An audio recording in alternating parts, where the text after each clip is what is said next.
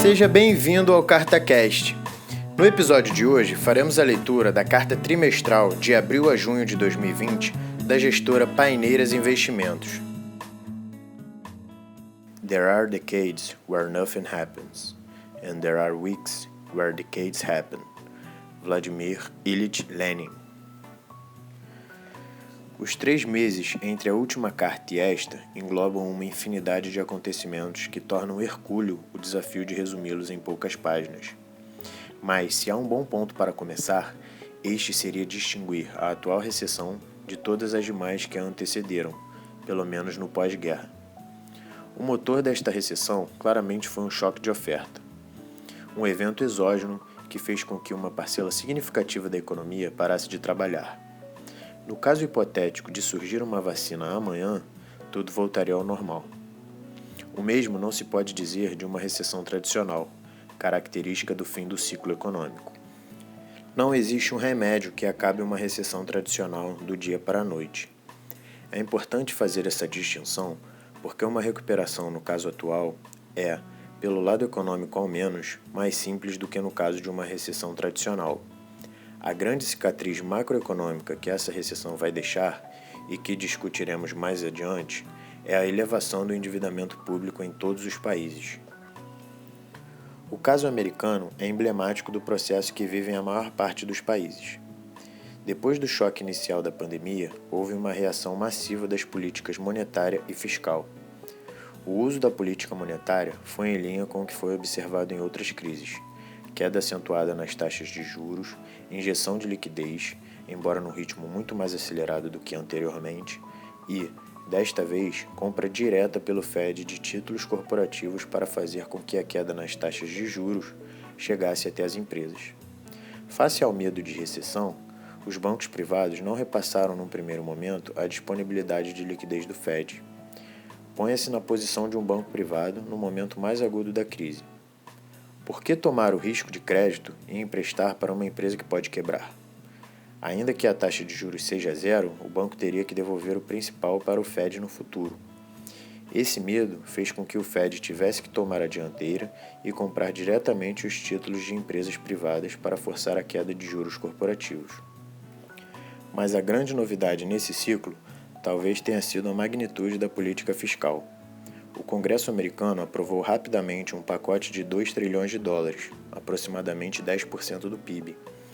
O desembolso desse pacote se deu de forma extremamente acelerada.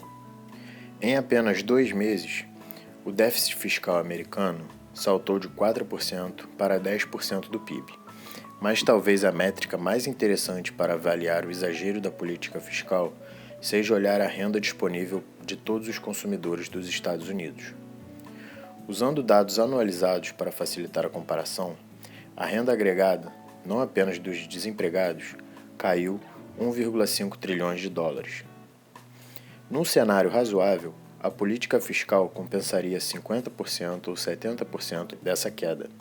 No entanto, as transferências para os consumidores nesse mesmo período foram de 3 trilhões de dólares, ou seja, o dobro do que foi perdido. Em resumo, entre março e abril de 2020, ao invés de se observar uma queda na renda disponível, observou-se uma alta real de 14% em apenas um mês. A taxa de poupança do total dos consumidores americanos, que em geral oscila em torno de 7%, saltou para 30% de renda corrente. O exagero das políticas monetária e fiscal explica o comportamento exuberante dos mercados globais de ativos. Muitos analistas dizem que os mercados estão descolados da realidade. Mas esses analistas estão olhando para o passado. O mercado já está olhando para uma nova realidade que esses estímulos vão gerar mais à frente. E os primeiros sinais de retomada em V já começaram a aparecer globalmente em todos os indicadores que tendem a anteceder uma melhora no nível de atividade. O temor de uma segunda onda não parece estar sendo confirmado por um aumento do número de mortes. Em muitos casos, essas notícias são baseadas em regiões que vivem ainda sua primeira onda atrasada, ou então pelo aumento no número de testes. De qualquer forma, existem dados diários que mostram a evolução da atividade, da mobilidade, do consumo de energia elétrica e esse grande universo de dados não mostra uma retração por temor de uma segunda onda de contaminação. Ao contrário, a recuperação parece estar acelerando globalmente.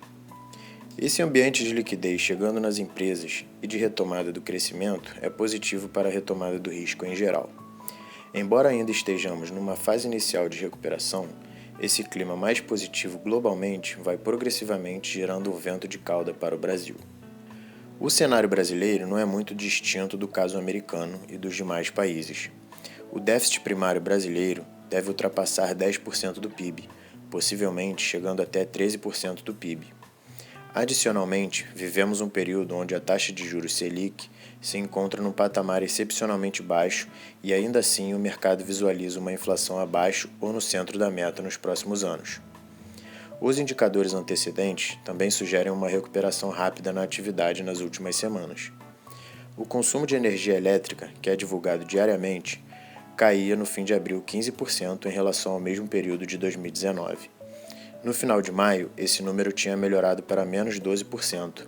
Em junho, esse mesmo indicador saltou para menos 5% em relação ao mesmo período do ano anterior. Essa forte melhora em junho é importante porque é o último mês do segundo trimestre. Embora a queda do PIB no segundo trimestre vá ser em torno de 10%, essa melhora em junho gera uma boa perspectiva para o terceiro trimestre. Nossa estimativa é que mesmo com um crescimento moderado em julho, agosto, setembro, o PIB do terceiro trimestre deverá crescer acima de 5% em relação ao segundo trimestre.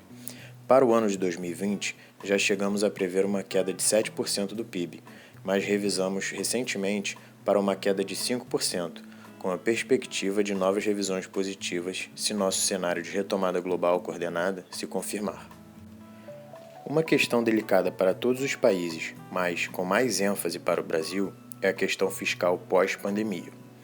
Uma característica positiva do caso brasileiro é o fator do setor público ter uma quantidade de reservas cambiais acima de 20% do PIB, sem comparação para países semelhantes ao Brasil. A dívida líquida do setor público brasileiro terminou o ano de 2019 em 55,7% do PIB. Em maio de 2020, esse número caiu para 55% do PIB. Já a dívida bruta cresceu de 75,8% para 81,9% no mesmo período. Por que a diferença? Porque o valor das reservas cambiais em reais cresceu mais do que as despesas do governo. Essa é uma diferença que vai acentuar ao longo do ano. Vai haver um crescimento muito mais significativo da dívida bruta do que da dívida líquida. O mercado e as agências de risco tendem a enfatizar os indicadores da dívida bruta. Essa pode chegar a 95% do PIB. Será então um caso de insolvência fiscal? Tudo vai depender da sinalização que o governo der ao final da crise. Como dissemos anteriormente, o mercado olha para frente e não para trás. Com o chamado orçamento de guerra, todas as despesas extraordinárias deveriam se encerrar nesse ano. E o governo deve mostrar ao mercado uma trajetória crível de retorno ao superávit primário, com o aumento da arrecadação, privatizações e retorno dos gastos a patamares normais. Se isso for feito, não deve haver problema. Com a atual equipe econômica, esse cenário parece ser o mais provável, embora as dúvidas surjam a partir da intenção do Congresso de interferir nessa trajetória. Churchill, no início de um de seus discursos no parlamento, pediu desculpas antecipadamente por fazer um discurso longo, uma vez que ele não tinha tido tempo suficiente para preparar um discurso curto. Esse parece ser o caso aqui. Uma infinidade de assuntos permearam esse trimestre, mas ao invés de descrever esses temas, talvez o mais importante seja focar no essencial para não se distrair com os detalhes. O essencial parece ser a reação vigorosa das políticas monetária e fiscal ao choque. E o posicionamento de mercado deve focar, em primeiro lugar, com o tema da recuperação em V que está se desenhando. Um pouco mais à frente, será preciso avaliar as contas fiscais dos diversos países. Países que mantiverem o endividamento em bola de neve serão penalizados, e aqueles que sinalizarem um caminho de volta ao equilíbrio fiscal poderão seguir o seu caminho de retomada da normalidade. O ambiente volátil do trimestre claramente foi inadequado para qualquer posicionamento mais persistente e de longo prazo. Dentro das linhas gerais que descrevemos acima, temos procurado posições oportunistas. Nas últimas semanas, nos posicionamos comprados em bolsa e apostando numa apreciação do real. Mas considerando a elevada volatilidade e a incerteza do cenário, temos procurado intervenções mais táticas do que estruturais.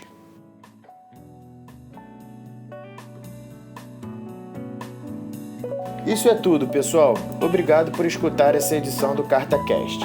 Lembrando que o link para acessar o arquivo em PDF dessa carta está na descrição. Se você curtiu esse conteúdo, deixe seu like e nos siga nas redes sociais. Até a próxima!